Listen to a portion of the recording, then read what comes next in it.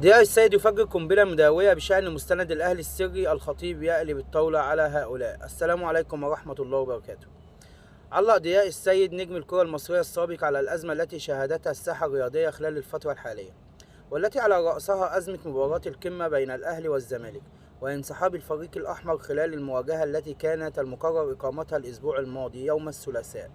أعرب ضياء السيد مدرب منتخب مصر الأسبق عن دعم الكامل لقرار النادي الأهلي بعدم خوض مباراة القمة الأخيرة ضد الزمالك، مؤكدا أن هذا القرار كان صحيحا بناء على الظروف التي أحيطت بالمباراة. وقال ضياء السيد في تصريحات تلفزيونية أنه كان يتوقع إقامة المباراة في البداية بسبب المعلومات التي كانت لديه عن وصول طاقم تحكيم أجنبي إلى القاهرة، وقد كان من المقرر أن يدير المباراة حكام أجانب، وبالفعل وصل طاقم التحكيم السعودي، لكن بعد ذلك تم إلغاء المباراة بعد أن قرر الأهلي عدم الذهاب إلى الاستاد.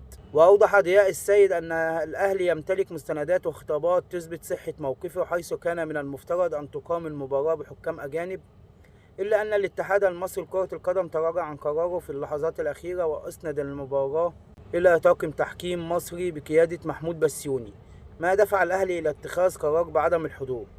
وأكد ضياء السيد أن خروج هذه المستندات والوثائق للنور قريبا سيكشف جميع الحقائق ويعزز من موقف الأهلي في هذه القضية المثيرة. شكرا والسلام عليكم ورحمة الله وبركاته. يا ريت ما تنساش اللايك والاشتراك في القناة.